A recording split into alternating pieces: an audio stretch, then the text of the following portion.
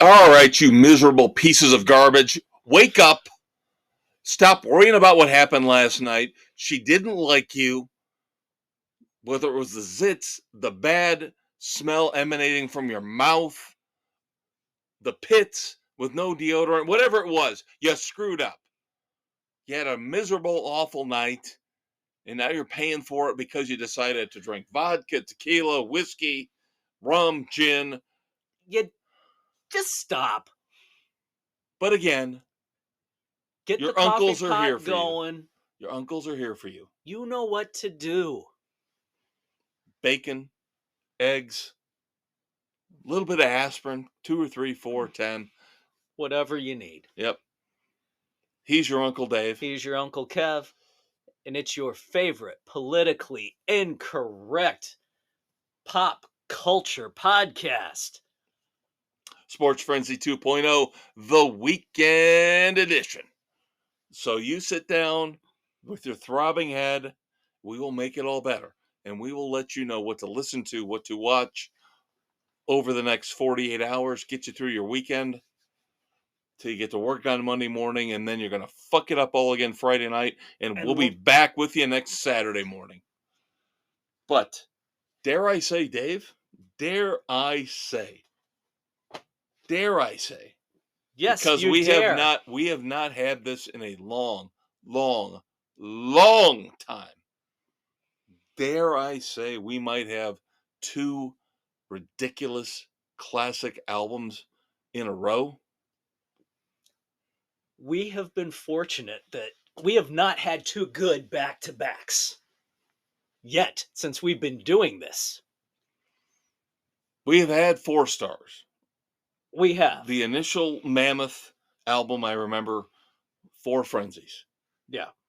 But beyond that, like you said, hit and miss. Metallica's 72 Seasons was probably the other. For you. For me. Not for me, but for you. So now, last week, of course, we had Judas Priest, Invincible Shield. Dave and I both loved it. 3.5 frenzies a piece.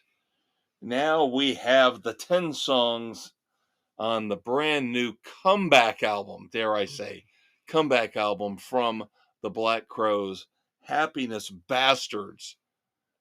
And I love this. This was so much better than I anticipated. Looking at early reviews, the second song we were sketchy with when we reviewed it not too long ago. But that grew on me. You liked it more than I did, and I admit it grew on me. Cross your fingers. Yeah. Ended up growing on me.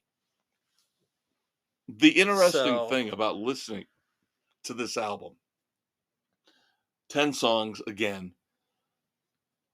as opposed to Judas Priest last week and Invincible Shield, I could kind of differentiate the songs, even though it was still Judas Priest. You got this album just flows from beginning to end. It moves and weaves, and you can't really differentiate between the songs. It's a nonstop. Number one, fantastic sequencing. The two slow songs spaced out perfectly. Yeah. Where you've got track 5, Wilted Rose, track 10, Kindred Friend.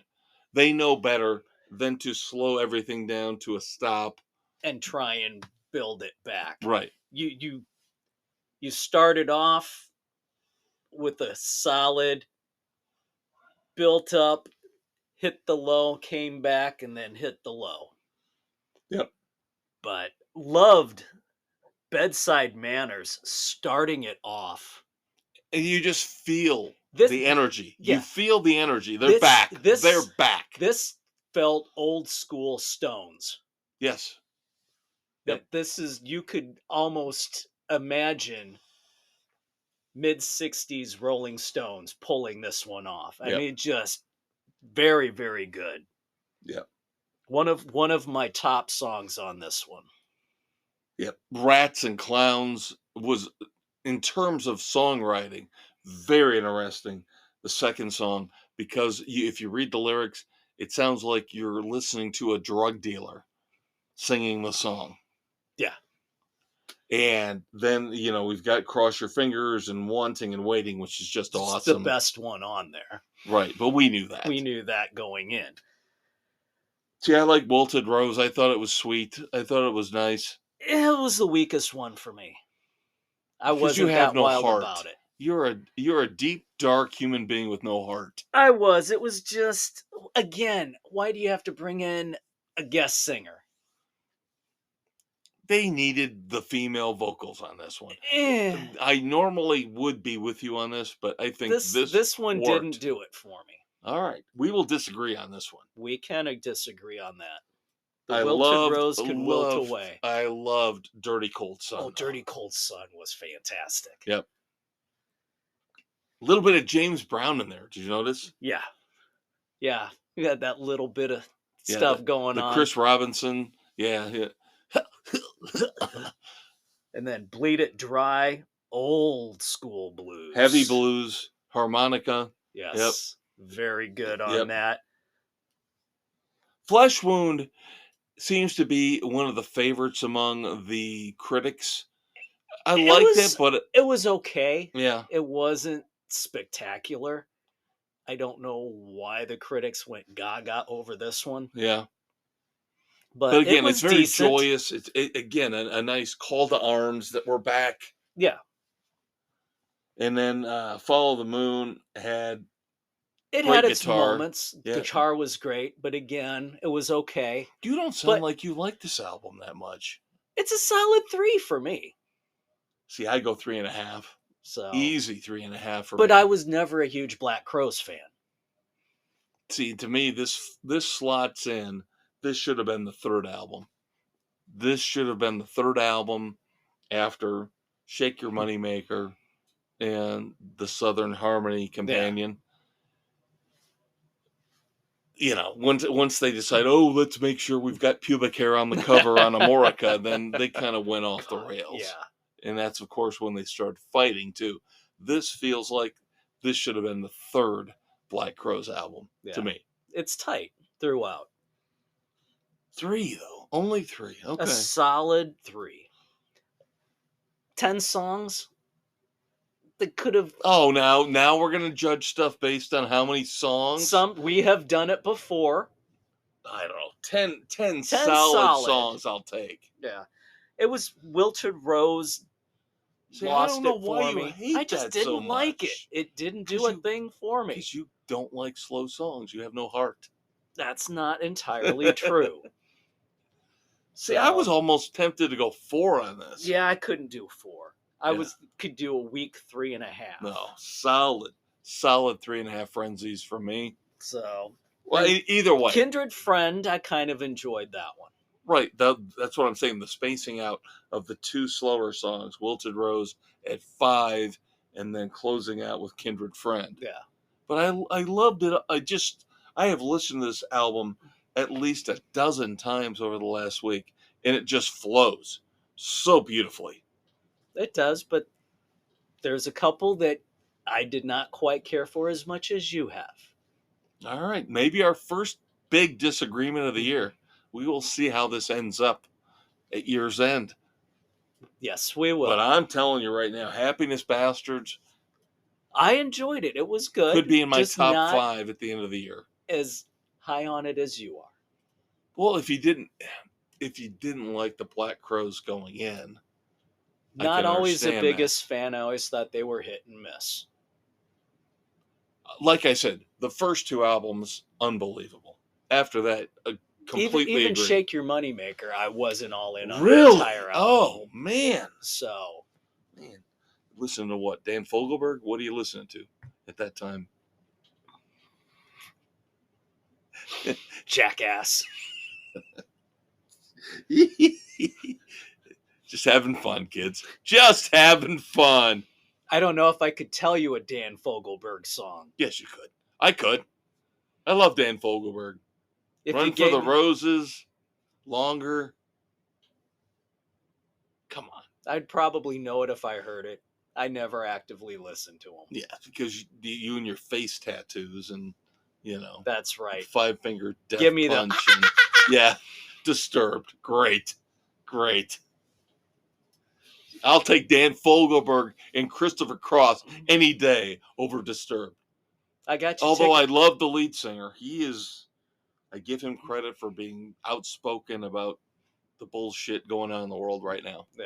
I give him credit for that. But outside of that, no. So is it too early to tell you guy got you tickets for Yachtly Crew? I would go see them. I suggested it and you poo-pooed it. I would go see that. I would. Give me some Doobie Brothers, some Michael McDonald, some Christopher All your Cross. yacht rock. Yep. Hell yeah. There you go. Straying away from yacht rock. Moving right along. We're sticking with the blues a little bit. A little bit of the blues thing. We are. Of course, Slash, we talked about, coming out with his blues covers album, Orgy of the Damned. Yep. The leadoff single featuring a very different Brian Johnson. Yeah, this is not your AC/DC Brian Johnson. No. I give him credit I do for too. his vocals on this one. Restrained. On Killing Floor. Restrained. Oh my God. It's a whole different range, and I have a newfound respect for him as a singer. Yes. Off of this completely agree. Yeah. You just would not, if I had not told you, if you go out and listen to this, Killing Floor, of course, cover of the classic Howlin' Wolf blues song. If I did not tell you this was Brian Johnson, you never would have got it. No. Never would have got it. None of his typical vocals come through. Right. He is not shredding his vocal cords. He is restrained. Yes. He does the song justice. And Steven Tyler on harmonica, tearing up the harmonica. Oh my God, he is phenomenal with that. Now that being said, now you and I are probably going to have issues, though. I would say outside of those two high points, kind of dull. Yeah, the guitar work wasn't phenomenal on it. Slash did his best, but again, he's trying to be traditional. He's trying to pay tribute to Howlin' Wolf. Yeah. He's not trying to outshine him. But that's what he needs to do. He needs to slash it up. Well, you and I have always talked about the fact that we don't like cover albums. Traditional. We want them to put their own stamp on it. Right. If you're going to do a cover song, make it your way. Like old school Van Halen.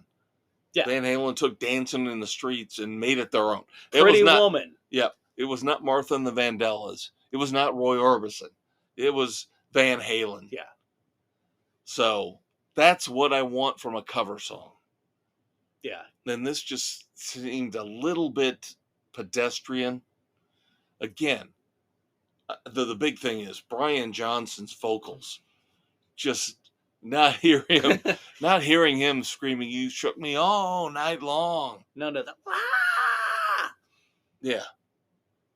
So good for him. Yeah. He is definitely, along with Steven Tyler's wicked harmonica, the high points. But again, Slash just does a very basic, not saying bad guitar. No, it's just pedestrian. Yeah. So I can't give it more than 2. It's a solid 2, weak 2.5. So there you go, kids. It's worth a listen, though. Well, yeah, we, especially if you're our age, you know the song. If you're younger, get yourself acclimated to the blues through Slash and Brian Johnson and Steven Tyler here, because this is where rock and roll came from. Yeah. So learn the roots of rock and roll. Now I've got some great news for Dave here in the world of rock and roll. because I know this is just going to make his day. Make his day. The fan vote for the Rock and Roll Hall of Fame has been usurped. The first couple weeks. Of course, the bots reared their ugly heads. The Dave Matthews Band is now far and away taken over the number one slot. Puke. Puke. And if you kids don't understand this reaction, Dave and I have gone back and forth for years about Dave Matthews Band. He actually let me and his wife drag him to a concert, which he swears is the worst moment of his life. Worst concert ever. No, Bon Jovi. Worst concert ever. Bon Jovi. You seriously? We may disagree on that. You seriously? I seriously did not enjoy my Dave Matthews experience. No, I know, but worse than that Bon Jovi show? Oh my God. Which, by the way, wait, no. he's come out. At least Dave Matthews had a good sound guy. You realize now John Bon Jovi has come out and said that whole tour, his vocal cords were shredded. Then why were you out? That's what I said. Thanks a fucking hell of a lot, John, for stealing our money. Thanks for wasting my fucking time and stealing my money. Because now he says, you greedy bastard. He had to have vocal cord surgery, and now he's saying he might never tour again. Thanks. Way to go. Yeah, thanks a lot for fucking us over. I'd like to have that money back so I can go see ELO. Yeah, no kidding. Of course, ELO has announced their final tour. Little bit of a sadness in my heart for that because, of course, ELO, one of the bands that I grew up with. Now we saw them back in, 2019, I think it was. Yeah, on one of our big concert runs. Yep. So at least we did get to see them. Yep. Probably not going to do the farewell tour. Looking like prices are a little bit extravagant. Ridiculous. For us, not for you rich people out there, but we are going to go see. For those of us who are frugal. We are going to go see Stone Temple Pilots with Live and Soul Asylum. So we've got that one locked in now. Gotta see Live. Yep. And then finally, we are going to see Styx. Yes. Here in a couple months. Yes, finally, for me. Yep, you get to knock that off your bucket list. I've seen them twice before, but not a big deal. So don't freak out about this. But bass player Ricky Phillips is leaving Styx. He's been with them for over 20 years. But, of course, not part of the classic lineup. Right. The Pinozzo brothers. Drums and bass. Along with, of course, the operatic Dennis DeYoung. We get Tommy Shaw. We get JY. That's all you need. That's all we need. Yep. That's all I care about. that little core right there. Yep. So, next week, when we talk about music, we'll be talking about Bon Jovi. Dave's twitching. I got the His eyes twitching. Well, Bon Jovi's putting out a new album, Dave. If his vocal cords are shredded, what the fuck is he doing? It's amazing what they can do in those studios nowadays. So, the first single from, oh my God, so generic. So generic. New Jersey 2? No, the new album will be Bon Jovi Forever. And the first single, we'll probably make fun of it next week. I've already listened to it. I can see. We're going to make fun of this. The first single is Legendary.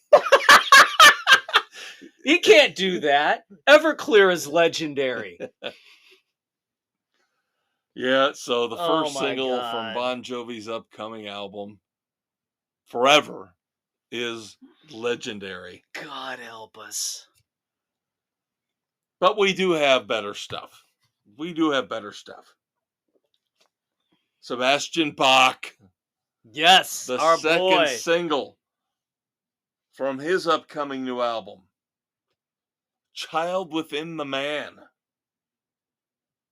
Now, Child Within the Man is coming out in a couple months. Of course, Dave and I saw him a few years back, and he was still phenomenal beyond belief. Child Within the Man comes out May the 10th. The second single is Everybody Bleeds. Nice. Yes, we're still waiting on Collective Soul to officially release a single from this upcoming double album. But I have one more for you that will make you very happy. I have one more that will make you very, very, very happy.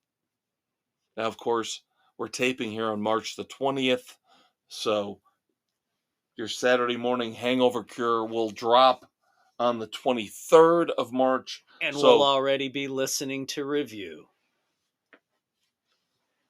But right now, this is not out yet. This will be out Friday, the 22nd. Brand new song from the Black Moods. Ooh. Heaven. Nice. And the little graphic that comes along with that announcement is a little disturbing. The lead singer is basically getting taken care of by a dominatrix. Yeah. So I don't know what to make of this, because the caption says a new era for the Black Moods. Wow. Alrighty then. They better not be changing their musical style. Oh, God. God damn it. Are we going to get Gregorian chants out of them now? You can't do this to me. Don't, that's one of those don't, few bands that you and I have that we love that nobody else really loves. Roger Clyne and the Peacemakers, the Black Moods, leave them alone. Don't change anything. Just don't go changing to try and please us. Just stick with what made you great. Yes. So Heaven by the Black Moods. We will have that for you next week as well. So now it's time to turn our attention to film. As we go nonstop here, as we are now wont to do on the weekend edition and on the regular sports edition of Sports Frenzy 2.0. Yep. I've got a couple of movies. I will start with the generic cheesy one that I got sucked into. Now, are these story times or what are they? No, this is new stuff. New stuff I've never seen before. Okay. Yep. So, 2009 TV movie. It was on, as I'm scanning through trying to find something, our smart TV pops up with its own range of channels. And I'm looking, all right, what's the action channel got? Pops up Phantom Racer. I'm like, all right, I'm intrigued. From 2009, Nicole Eggert and Greg Evigan. He was on My Two Dads. BJ and the Bear. Yeah. Yeah, Greg Evigan, BJ and the Bear. So they're the two. So Evigan plays JJ Sawyer, race car driver. Gets in a wreck with another one, Cutter McCullough. McCullough dies in a fiery crash. Sawyer, survivor's guilt, quits racing, becomes a car transit hauler. Almost 20 years later, goes back to the hometown, finds the car has been restored, but it's also possessed and out for revenge in a bloodthirsty... It's Christine. It's Christine. Christine, the car, whatever you want. So cheesy, generic. And of course, Nicole Eggert had been married to McCullough, but her daughter is actually Sawyer's, and the whole convoluted crap. Cars killing people left and right. Did you see her boobies? No, not in this Well, one. then. It was a made for TV. This is bad stuff. Did you get roped into this? I got sucked in. It was late. Once I started watching, it was one of those horror train wrecks that you can't look away from. You needed to see how are they going to finish this off. Which I think next week is what I'm going to go. I'm going to go down that road with a couple movies. So this is a bad one. One frenzy. But you have to have these generic things from time to time. If nobody watches them, then do they exist? If a tree falls in the woods. Yeah. But the sad thing is this Samsung Actionplex channel rotates through a series of movies.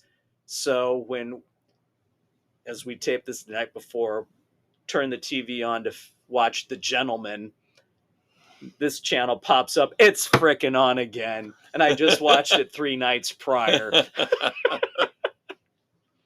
So there you go. So what's your other one? The other one found Nicolas Cage in a movie. Go figure. Came out, released this year. Dream Scenario. So he plays a college professor. Mr. Bland wouldn't know him from anything. Do the balding thing, the gray beard shuffles around. Mr. Monotone teaching like a animal biology type class. And lo and behold, he's finding out from people that he's appearing in their dreams. Just as whatever's going on, he's just there walking through, doesn't do anything, watches them, everything happening to him. So very pedestrian. So he's going through this, starting to do some interviews because he's the dream guy now. And his wife says something about, him appearing in everybody's dreams. And he's like, well, what's your dream fantasy of me? And starts to have the little overtones. Well, suddenly, some of the ladies are starting to have erotic dreams about him.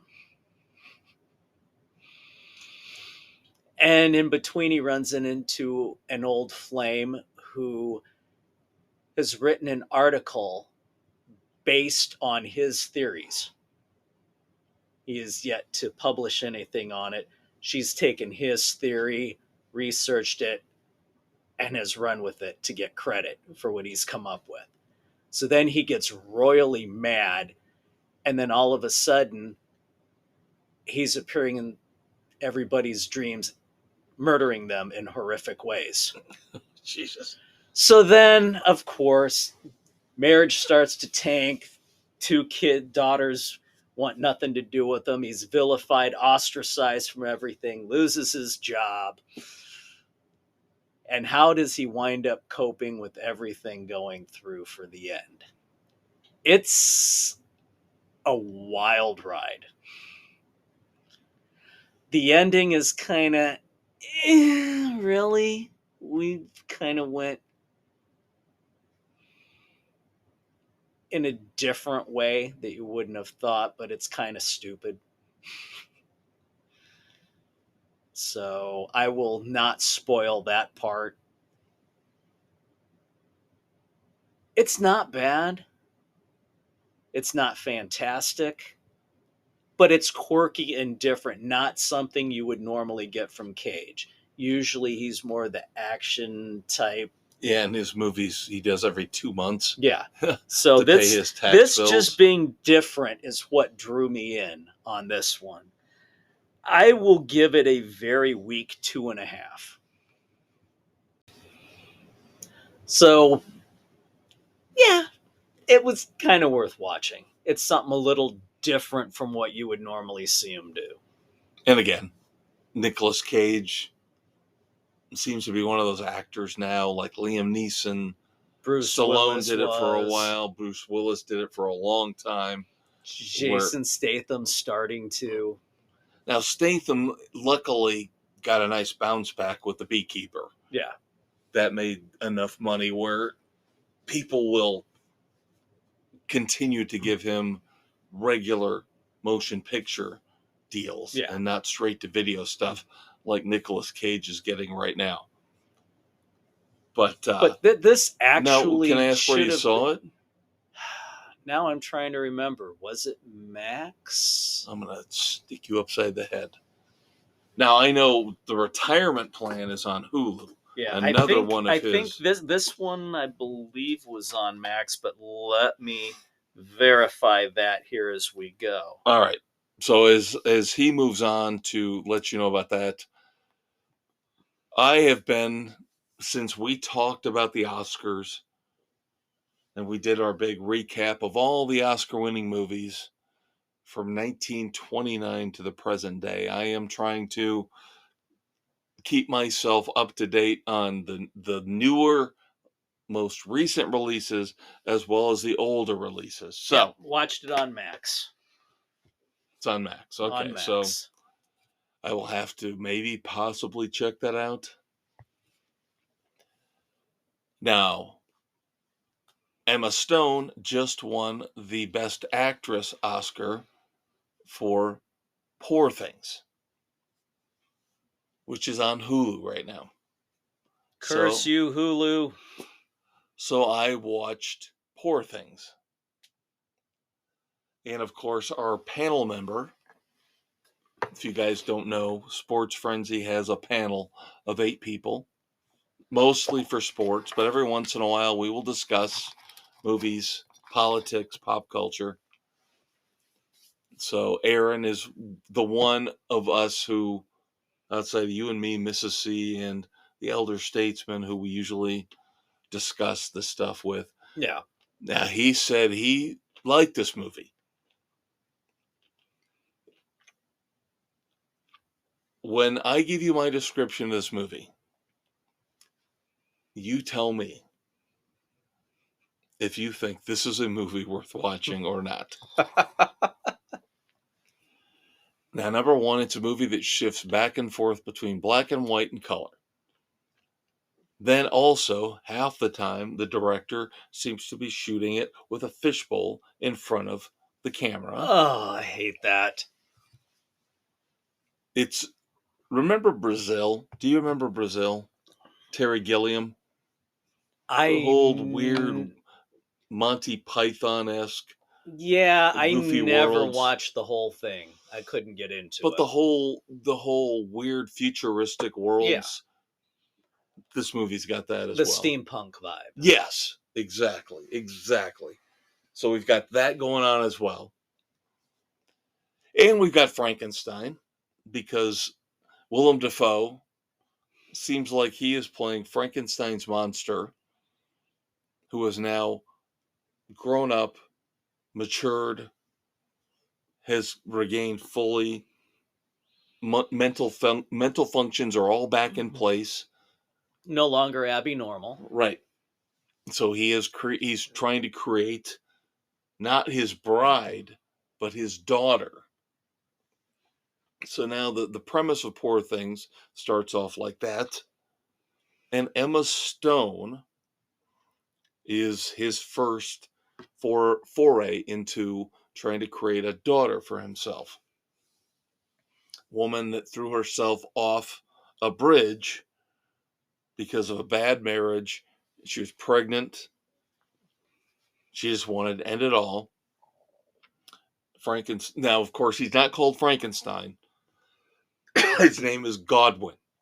So we hear he's God throughout the whole thing. Oh, God. So he finds her. He decides, let's save the baby and the mother both. And we take the brain from the baby. Oh, come take the on. brain from the baby and put it in the mother. So Emma Stone is basically at the beginning in a a fully mature woman's body, walking around like she has the brain of an infant. She can barely speak, can barely talk, you know. So funny. That kind of stuff. And so the whole movie, initially, you think we're gonna track her progression as she grows up, Right. then actually grows into her body and becomes a woman, and that's what happens at the end. Ooh, spoiler alert, big fucking deal. But along the way, okay, we talked on the sports edition this week. We talked about George Costanza and the bobblehead, right? Right.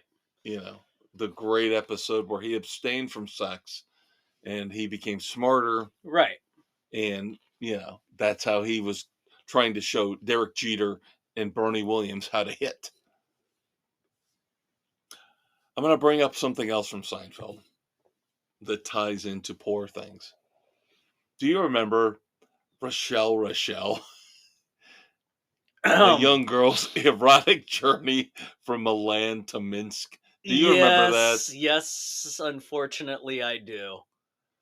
That's what Poor Things ends up being. Let's put it this An way. erotic journey. This is soft core porn, is what this movie is. I did not think going in, because I don't look at reviews before I watch a movie. I don't listen to anybody else outside, of course, you and a few close friends. Emma Stone is degrading herself through the vast majority of this movie. Again, remember what we're talking about. A woman's body, a child's mind. It's being just taken disturbing. advantage of. Yes.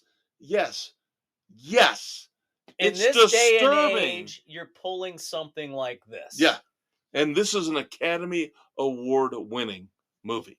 So, where the hell is the outrage from the Me Too folks? Yeah. At something like this. But I'm sure they'll spin it and they'll say, this is a woman Empowering exploring the freedom of her body.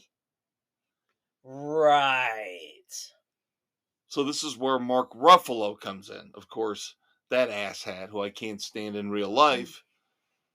His character comes in early on and wants to know, as a lawyer, why Frankenstein, God, has found a young man, nice, very kind, very conscientious young man, to wed his quote-unquote creation daughter, right? Mark Ruffalo's little insidious lawyer comes in. He's called upon to write up all the paperwork for the wedding. And he goes, oh, she must be fantastic and magnificent to have all these qualifications. So he steals her away, fucks her brains out morning, noon, and night. Because, of course, the sensation of having a dick in me is so unbelievable. And if you think I'm being crude, wait till you watch the goddamn movie. I'm giving you the Disney version of it. Okay?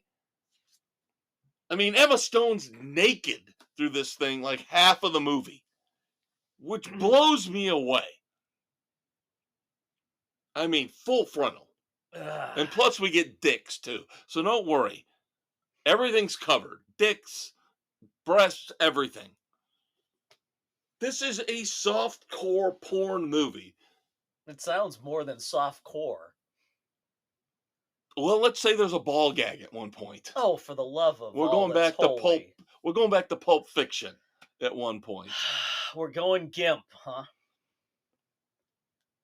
And again, Aaron liked this. And I'm like, dude, the points you bring up, Dave, are what I thought. It's like How are we much doing for the this today and advancement, age? so much for the advancement of women that we're going to give Emma. And I'm not ripping on Emma Stone.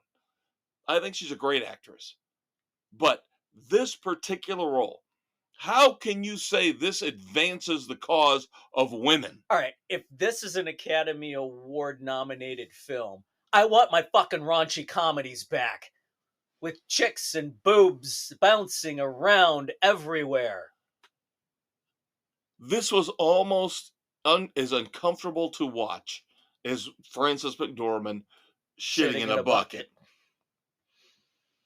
Obviously, different reasons, but I felt bad for Emma Stone. I felt bad for her. I stopped the movie twice, Going, what thinking, the hell is "Yeah, this? should I even continue with this? Am I?" Made me feel worse than watching porn. Honestly, made me feel worse than watching porn. Because of the exploitation. Because this is supposed to be highfalutin, high level, top quality cinema, the best of the best. Nominated for Best Picture, winner for Best Actress. Seriously. That's Seriously. disturbing. That is very disturbing.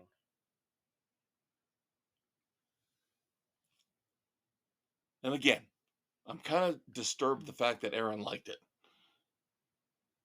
Now, is it as bad as Frances McDormand shitting in a bucket in Nomadland? No. The whole idea of taking the Frankenstein myth and twisting and turning it around like they did here, intriguing. I will say that. It's a great premise. Like poorly it's like executed. Winnie the Pooh, Blood and Honey. Brilliant premise, poor execution. Yes. That being said, a very, very, very, very, very, very weak Two Frenzies. Alrighty then. And again, for all the negativity that we talk about here on the show, and everybody's going to sit here and go, "Oh, you racist, homophobic, woman-hating assholes." We're doing the opposite here. We're trying to say this movie degrades women. Why would you let this stand? Why do you let this go through? You sit there and you ridicule porn. I'd rather see porn. I would rather see porn where two consenting adults are going at it. Yeah, instead of a scheming shyster taking advantage of someone. Pathetic. It's ridiculous. It's unbelievable. And it's touted and praised. Yep. Bad form all around. All right. Movie news. I did not know this. I don't know if we reported this earlier or not, but they've officially now said they are making a third Knives Out movie. Oh, are they now? This is really under the radar to me. Yeah. And Daniel Craig's on board, so you would think this would be a bigger deal, but I think it's because when they did the second one and they did the hybrid, we'll put it in theaters for a week and then it'll go to Netflix. Yeah. That it kind of diminished the hype for the series. But to me, this is a big deal. This is huge. Yeah. We might have a new 007 within the next couple days, Dave. Oh my. Rumors are overseas, over the pond. Newspaper outlets are reporting that Aaron Taylor Johnson is days away from signing a deal to become the next 007. Of course, Aaron Taylor Johnson, known for Kick-Ass, he was Quicksilver. Yep. And of course, in the awesome, magnificent Bullet Train. brilliant. We talked about him as a possible that we thought he would be able to pull it off. Especially a younger one, because Yeah. you figure They got to go they're going to back. have to go back. Sorry, spoiler alert. They're going to have to go back. Although you still hold out hope somehow, some way. It's the Bond universe. Weird shit happens. Come on. He's dead, Dave. He's dead. They're going to have to go back. Something you can pass along to your boys, as I know they're big fans of the Teen Titans. Now, we loved the Titan series Yes. on Max. That they screwed us over on. So, I don't get this. I don't get this. We had a great run, great actors, great cast, serious tone with the 4 years we got with Titans. Now, all of a sudden, DC says, well, we're going to develop a live-action Teen Titans movie. You had it! You had it! You freaking had it, you idiots. So now what are you going to do? I would love to see how you're going to do this now. Are you taking the campy Teen Titans Go and making that? I think that's the intention. But live action? It doesn't work. Maybe they take, because Cyborg wasn't in Teen Titans necessarily. Or in Titans. Or Titans, yeah. They're going to bring Doom Patrol and Titans, you know. But outside of Cyborg, they basically had everybody intact. Yeah. You had Starfire, Raven, Beast Boy, Robin. Yeah, Nightwing. I don't get it. I'm getting a little scared, a little nervous about James Gunn and what he's doing here with Stop smoking the ganja. I trust him because of what he did with Guardians of the Galaxy. I do. But he gets the benefit of the doubt, but we can still question him. Yeah. Some trailers. How about we do some trailers for next week? I think we can do some trailers. Because I good and bad. And in between. Now, there are some movies we've talked about that you don't touch, that you don't mess with. And yet they've messed with them. Sometimes it worked out okay, Magnificent Seven. Sometimes it didn't, Wild Wild West. Gonna be interested to hear your thoughts on the new trailer for The Crow. Of course, that to me is that's a don't touch. Yeah. Brandon Lee dying. You just don't mess with it. And it was a great fantastic movie. The new Alien movie, Romulus. Now, this is a teaser, so this is not a full trailer, about a minute and a half. But not bad. Looks pretty good. We've got a new trailer, the second trailer for Furiosa. Yep. And this one I just stumbled upon because after I watched Furiosa, it just kind of led into this one. I don't know if this is going to be in theaters. I don't know if this is going to be... I think it's going to be in theaters. It's called Damaged. It looks like one of those old school detective movies that we like. Samuel L. Jackson goes overseas to Ireland to have to track down a serial killer. I'm intrigued. Coming out supposedly April the 12th. So, some interesting stuff that we can check out. Yep.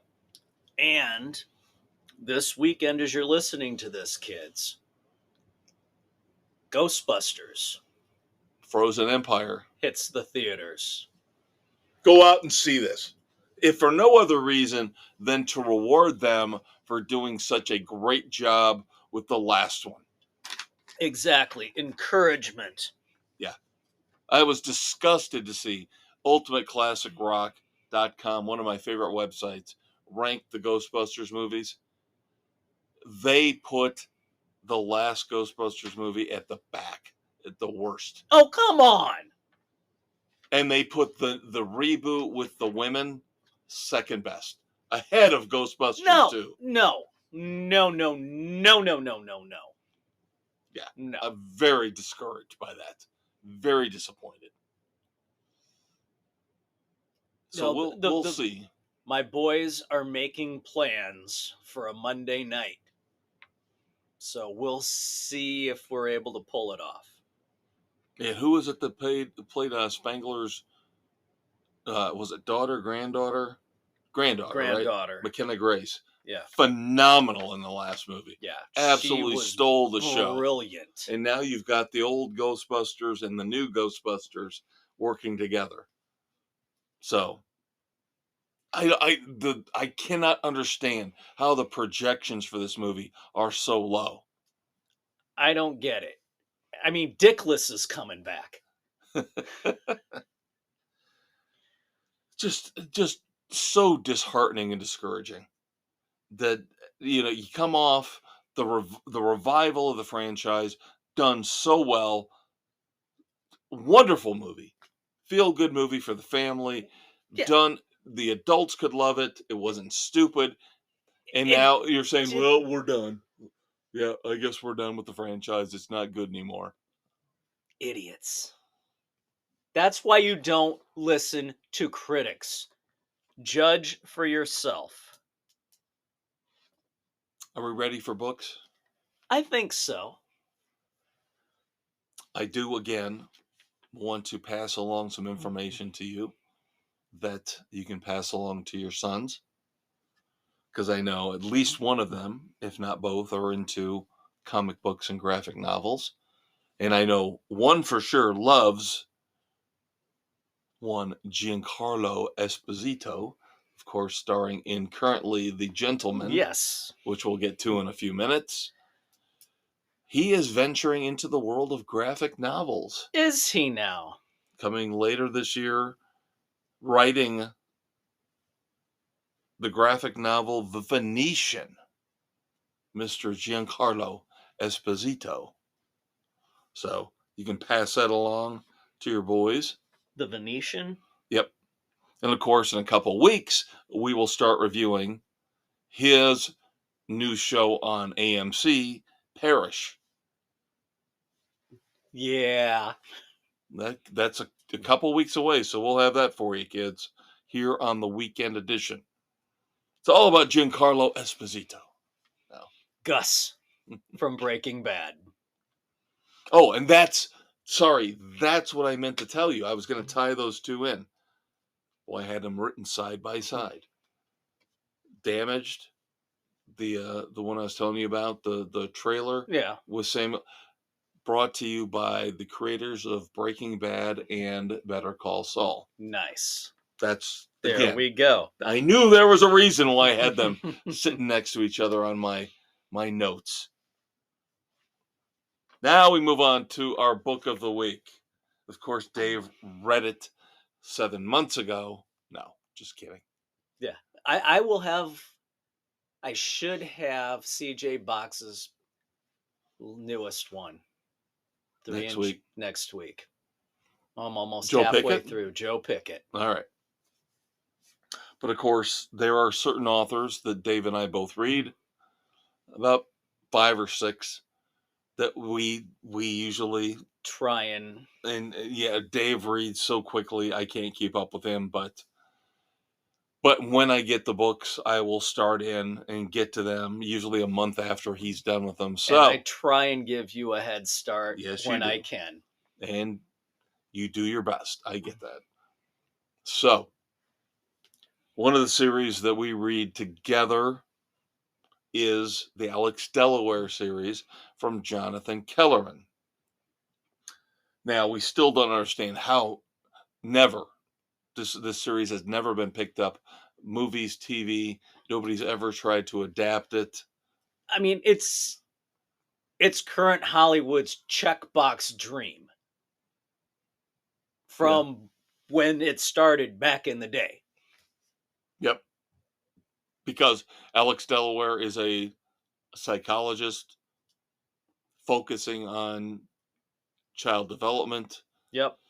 His best friend, who always ropes him into investigating the most gruesome and heinous cases, is a gay detective. Yes. In Los Angeles. Yeah, Milo. Yep, Milo Sturgis.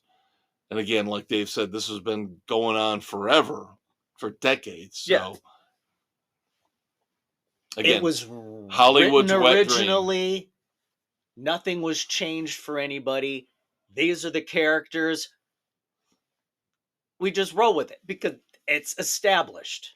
Right. It was original. Nothing was redone. This is what we point out. Be original.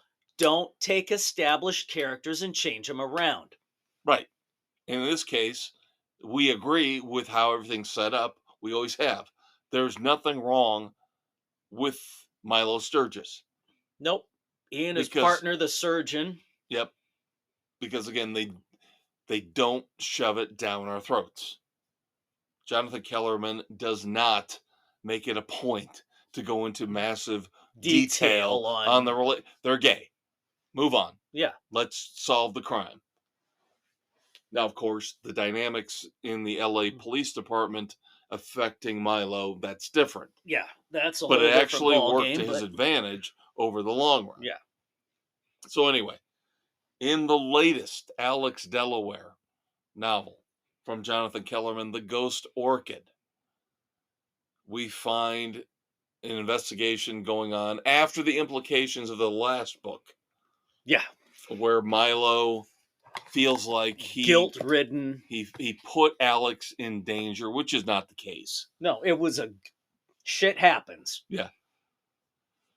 So Alex, for a brief time at the beginning of the book, has to get back in the good graces of Milo in order to get back into helping him solve these cases, these murders, these mysteries, which his girlfriend obviously sees. He knows this is who he is. Despite his good work helping out with child custody cases through the court system, He's fulfilled helping Milo. He wants to help solve these murders. So Milo gets over it eventually. You knew he would. Within 20, 30 pages, they're back together again. The team is back investigating a double homicide, poolside. Do we have a jealous husband because the woman and the man who are killed are lovers? Is it a former jilted husband? Is there something going on from overseas because the man basically came over from Italy? Yeah. Running his scam. Shoe sales. Yeah. There's a lot going on in this one, as there usually is. Yeah, that's the thing, is that I've always said that reading a Jonathan Kellerman, Alex Delaware novel is like an episode, to be a longer episode of Law and Order. It's the same mechanics, Yeah. Following the case, following the evidence, following along as they're calling the people, doing all the dirty work. It's not. Nothing is cut and an dry. 80s action movie. It's not, there's the bad guy, let's go shoot and kill the bad guy. Yeah, it's not point A to point B directly. A lot of red herrings, a lot of dead ends, and we see that in this novel where a lot of the places they go down investigating, again, is it the husband? Is he, he seems like pretty much a douchebag sleazeball. Is he possibly the one behind all of this? Or could it be something from one of the victims' past coming back to get him? We don't know. It's Kellerman, as usual, does a nice job weaving the tale. Yeah, and again, we wouldn't read these books if they weren't good. He's had some clunkers Yeah, here and, and and there. that's the thing. With Kellerman, usually with the Alex Delaware series, usually every couple of books he throws a clunker in there. And I'm going to say this is a clunker. I just, it didn't do it for me, especially the end. The end was kind of, really? This is where you went with it. Well, it seems perfunctory, and he This, seems like he's self-promoting. Did you notice that, by the way? Did you notice yeah, how he mentions, one of the characters mentions his book? Because Kellerman actually has done some work early on, nonfiction work, yeah, talking about difficult children, and he actually self-references his own book. yeah. It's That seems and then the that's last 10, 15 pages like, seem to be come all about on, all that about whole piece. yeah, his former work, Yeah. what he used to do. I was waiting for it to go somewhere, lead somewhere. I will discuss it later, but I have a hunch we were thinking it was going to go the same place. Yeah. It was part of the storyline that did not need to be there, as focused as it was. Yeah, and his books are not long. This No, comes in under 300 pages, so it seems it like they stretched it out 15 pages more than they needed to, and as Dave, throughout the book there was more in this than there should have been for a case that he deals yeah. with. So again, I will say this is one of those rare clunkers. Just because of this secondary story taking place. Yeah, the whole procedural part of it is always fascinating. Always love it when they're going down these roads trying to investigate and they hit the dead ends and they have to back up, backtrack, and then they stumble upon a lead. Yeah, something innocuous that, In this case, oh, it happens to be a maid who just hands them the mother load of evidence they need to propel the that was a last. little convenient, but Yes, that was weak writing right there. propels the last 100 pages because of, and again, we never get an explanation as to what happened to her. Right. Yeah, there's the follow up was in the wrong direction. Yeah, so I can't give Jonathan Kellerman more or less than 3 because they're always entertaining. And again, the procedural part of it is always fascinating. But this is a very, very, very, very, very weak 3 frenzies for me. Yeah. Yep, you picked up on the issues I had with it as well. Yep. And again, Dave and I will have to talk off mic so we don't spoil things for you. But we're coming up soon on a couple books from James Lee Burke, his Yep. short story collection, as well as Cleat coming up in a few Yes. months. Looking forward to Cleat. Yep. So of course, Harbor Lights is on my list right now. I just started that today. So Yep, I'm 3 stories in. I'm again, he's slowing pacing down. himself. I'm slowing down to try and give you an opportunity. I read really slow, but it's okay. I understand things. I do. I comprehend good. I'm like Emma Stone in Poor Things. I need to go out and have sex with the woman right now. All right. On to Tokyo Vice and TV and streaming. Now, we just found out, we never know in this day and age. Right. Is Is it it going to show be 6 episodes, 8 episodes? 10, 13? What the hell are we getting? Right. We feared that it was going to only be 8. Confirmation, we found out there are 10 episodes of season 2. So, as we are taping this, we're through 7. 8 has dropped as you're listening to this. That's why we were concerned. So we've got a couple weeks left. So through 7 episodes, season 2 of the magnificent Tokyo Vice on Max. Shit's getting real, dude. Yes, it is. Things are coming to a head quickly. The battle between the police and the Yakuza, and within all the different factions of the Yakuza, coming to fruition. Yep. Then we've got personal battles for Jake Edelstein, our main character, the American reporter. Yep. And then his friend in the Yakuza, Sato, dealing with... He's been ostracized. We're hoping he comes back. Retribution needs to come about. Yes. Yeah. Preferably before something awful happens. Yes, and of course, his brother is involved. We won't tell you how or why, but... Yeah. The writing of this is so good. The actors bring the characters to life, make you like them, hate them, root for them, root against them. Yep. Of course, the main ones are Ansel Elgort and Ken Watanabe, Rachel Keller.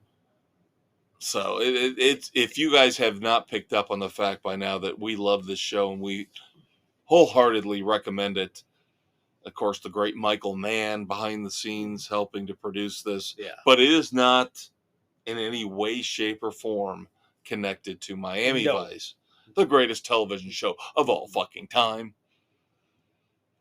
But still, Michael Mann, if his name's attached to it, more often than not, it's going to be goddamn good. Yeah. So,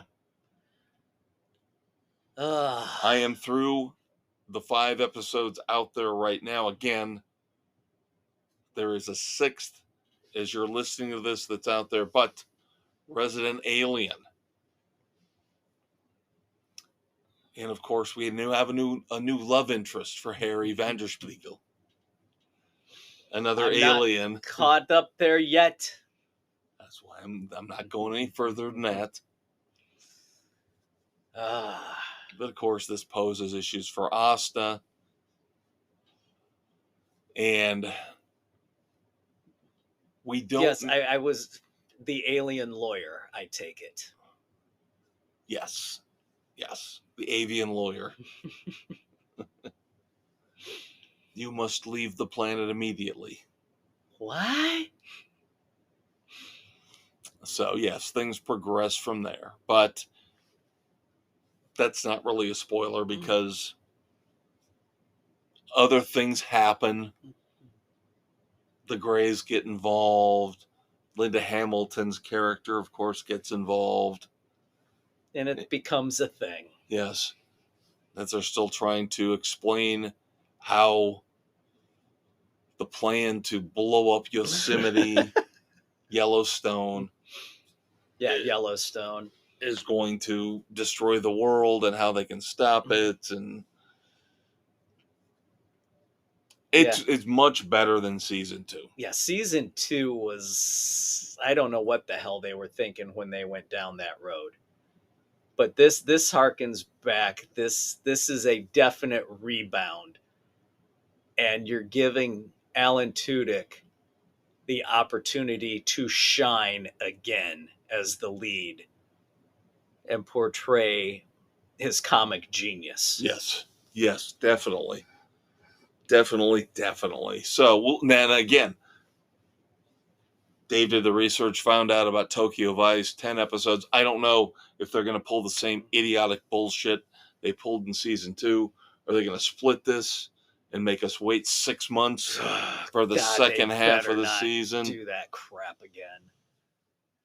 So I don't know. But we'll just ride Resident Alien as long as we can. No pun intended. So of course Dave's mad at me because I'm not a Netflix binge watching guy. I prefer old school TV viewing. I prefer one episode a week. I like that. Like Resident Alien, like Tokyo Vice. This is my pace. This is what I like. I'm dealing with my youngest wanting to get through The Gentleman. And so we finished it off last night as we taped this. 8 episodes? Yes. Okay. All right. Just so I know what I'm dealing with here. I can work with that. I will try for next week. Definitely in 2 weeks I can finish it off. I am halfway through the 3rd episode. Where's my pod at? Where the idiot Jimmy gets Jimmy lost the van. yeah. It's in a bad way, isn't it? Yep. So that's about where I'm at. Okay. Yep. As he gets seduced. Gabrielle. It's Britain's version of Denny's, basically. Yeah. Call it Denny's, Waffle House, Tim Hortons. Exactly. Yeah, exactly. So I will do my best to, but again, I prefer watching 1 or 2 episodes a week. I am not into the whole binge watching 4 or 5 episodes at a time. I just don't like it. Oh, I don't like it. Oh. What? Yeah, we could have, if we would have had the opportunity, we would have blown through it all in one sitting. I mean, it just keeps. That's what she said. Yeah, it just keeps rolling right along. I'm assuming you liked it. Oh, we absolutely loved it. I will forego our final rating, but we both have agreed. Nick and I have both agreed on where we're at with it. And I feel so bad that I can't. I thought I had the movie, the original Guy Ritchie movie with Matthew McConaughey, and I've only got it on digital, so I can't That's share it with you. I'll eventually figure something out. But if I see it, I will let you know. If I see it anywhere on streaming, you would think Netflix would have the movie. Yeah. But no. Nope, the Duke Freddie played very well. Susie Glass. Now, going back, we talked about Titans earlier, and we talked about Doom Patrol, those 2 shows on Max, right? And how awesome they were. Yep. Now, in the world of streaming where shows get dropped, shows get picked up, there was an allusion at one point in Doom Patrol to the Dead Boy Detectives. Yes. We thought maybe perhaps initially Max, before they went through all their cost cutting, and now they're basically just one big reality TV show website. Because they ditched Titans, they ditched Doom Patrol, and they let go of the projected in development Dead Boy Detectives. Well, Netflix said, well, we can also tie the Dead Boy Detectives into the Sandman universe, still DC. So they said, we'll take the Dead Boy Detectives over here. And that's encouraging. They are coming on April the 25th. April the 25th will be the debut, I'm sure. All the episodes. Doesn't Netflix like to do that too? Yes. Or, yeah. Netflix will drop everything. Yep. So April the 25th, Dead Boy Detectives on Netflix. Brilliant. All right. So, moments of silence. Don't normally discuss stuntmen, but of course we've got the Fall Guy coming up. Stuntmen are prominent right now in the world of entertainment, so they are what make movies possible. We talked here a few minutes ago about Furiosa. The second trailer for that is out. Grant Page passed away. Grant Page was a stuntman on 3 of the Mad Max movies. Oof. And he basically covered the spectrum. The first one, the third one, and then Fury Road. And then heartwarming. Tear-jerking. Dave, when I ask you the greatest movie TV dogs of all time, who do you come up with? Greatest TV dogs of all Or time. movies? Well, Benji. Ah! There you go. There, I thought you'd go Lassie first. No, Benji first. Benji. Benji. Joe Camp, writer, director, the man behind the Benji movies. Yeah, Passed I would go away. Benji, Lassie, Rin Tin Tin. Wow, I'd put Lassie first. I'd have to put Lassie first. What's that? Timmy fell in the well? I'm impressed you came up with Benji first. Wow. Yes, and Joe Camp, of course. The See, I went mastermind. alphabetical. Shut up. Just shut up. Yes, Joe Camp. And of course, our kids, we still kind of, I know I bought my daughter like a 4-pack of DVDs of Benji. Yeah, the boys haven't seen it. Well, no, of course. Your boys wanted to like blow up frogs at the age of 3, so. No, they didn't do that one. That was me. Well, I know my daughter took the Benji DVDs I gave her and basically wanted to recycle them, throw them in the trash, give them to Goodwill. So, all right, are we ready to play? I think we're ready to pivot and play. I have 5 contestants this week for America's favorite game show, Red Foreman's Dumbass or Not. As we wrap up the weekend edition for you here, kids. Of course, when I talked about Poor Things, I mentioned the asshat supreme Mark Ruffalo, who I just can't stand. I know he played the Hulk, and he was fine playing Bruce Banner. That's fine. Bruce Banner will always be Bill Bixby to me, though. Well, yeah. And the Hulk is always Lou Ferrigno. Right. You don't want to make me angry. You wouldn't like me when I'm angry.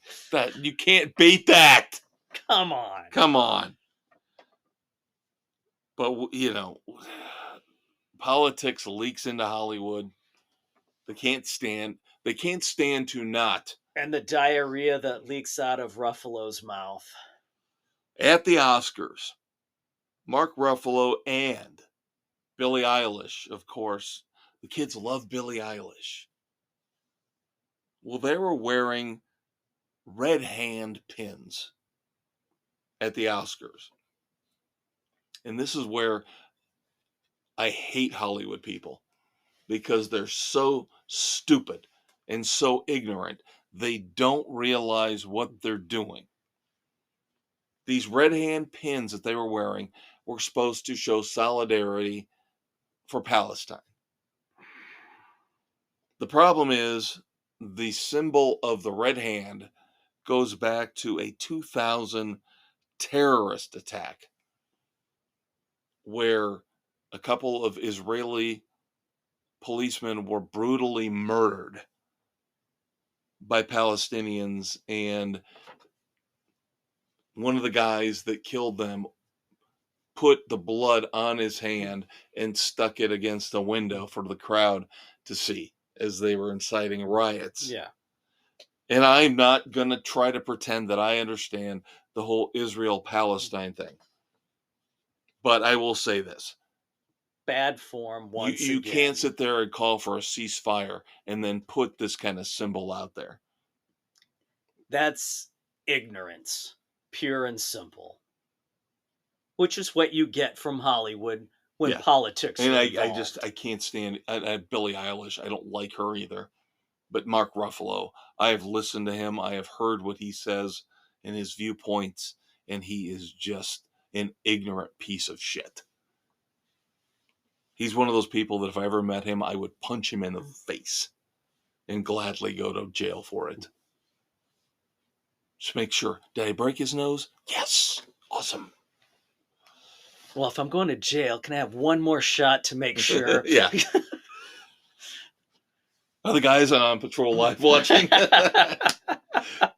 Can Sticks make a comment about this? Oh, Dave, we should live in Canada. What's going on up there, eh? The Toronto police are now encouraging civilians. Okay, you lock your front door. That's cool. That's what you're supposed to do. But Right. you better make sure if you have to park your car outside your house, driveway, on the street, make sure that you leave your car keys right inside the door. Because we want to make sure that you're safe. So that if somebody wants your car and they're willing to break into your house, they have easy access to the keys, so they can just take them and leave. So they don't come into your bedroom and beat you up or threaten you with bodily harm. Somebody to take your breaks car into keys. my house, they're getting shot. No, not in Canada. Not in Canada, Dave. They want you to leave those car keys right inside your locked door. So if somebody has the audacity, the gall to break through the door, make sure they can just get those keys and steal the car. How fucking stupid is this world coming to? How stupid is Justin Trudeau? Isn't that his name? Yeah. The idiot in charge? Is that the French Prime Minister? I don't know. They all run the same. Yeah. They're all weak-willed, weak-spined. Yeah. But yeah. So, yeah. How would you like to hear that from your local police department? Yeah, not gonna happen. Yeah. No. Shoot them. Or click, boom. The minute I hear that door open, I got a machete that will separate their hand from the rest of their body as they reach for those car keys. And then I'll put it in formaldehyde and I'll somehow turn it into some kind of an ornament. Put it on my fucking Christmas tree. Put it on a pike in the front yard. Yeah. Yeah. Go old school Vlad the Impaler, baby. Hell Hang their carcass in irons from the tree as a warning to others. Hell yeah. Hell yeah. That's what these retail outlets should do with all the shoplifting, because now you hear they're pulling back on self-checkouts. Yeah. Because they're losing so much money.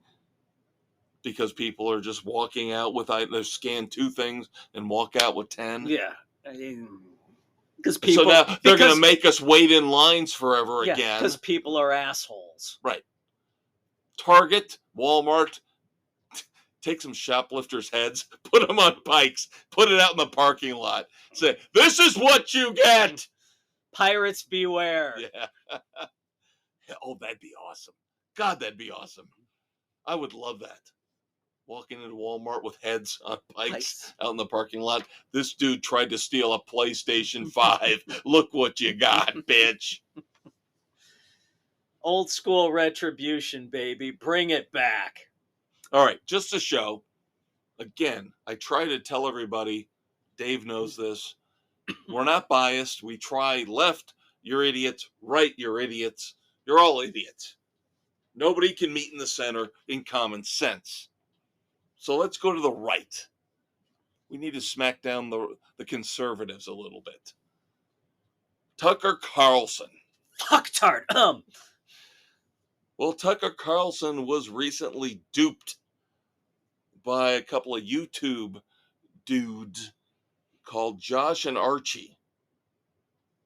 We all know about this Kate Middleton situation with the faked photo. Supposedly faked photo. Right.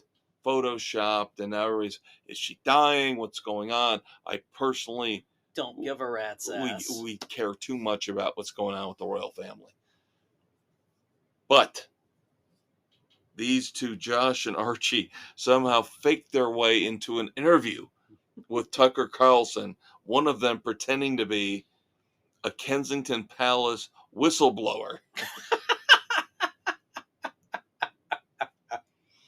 And they got through the entire interview. Tucker Carlson was like, that was great, man. That was great. Paperwork that they submitted to Tucker Carlson's people, if they'd actually read the shit, would have seen at one point in the paperwork that if we break the rules of non-disclosure, we are subject to limb amputation. And the people with Tucker Carlson didn't read it or read that and didn't think, maybe we should. Maybe there's something off here. Maybe we should delve a little deeper into this. So I thought the whole thing, if you have somebody coming on, you were supposed to vet them every which way but Sunday. Again, left, right. Tucker Carlson, known for creating fake news, once again, trying to create it, fell victim to it because his pompous, arrogant stupidity. Yep. Go away. So again, left, right, you're all idiots. And we'll stick with that when we go to Bill Maher. Now, Bill Maher's been more in the middle lately. So I'll give him credit for that.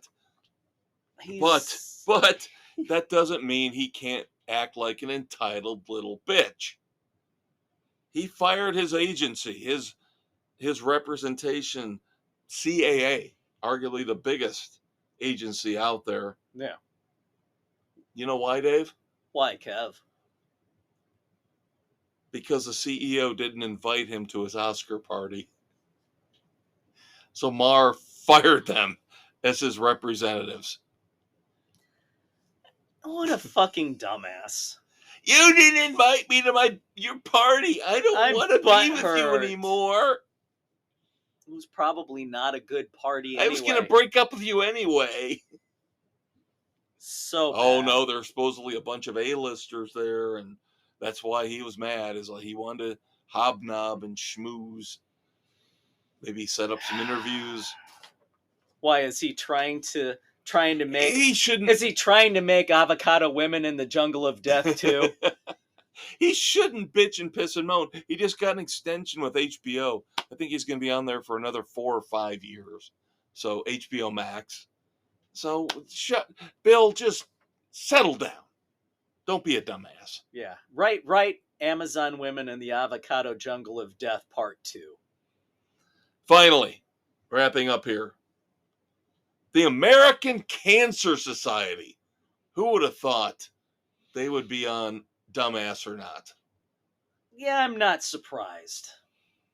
The American Cancer Society has come out and said that homophobia can, quote, increase cancer risk in the LGBTQ plus community.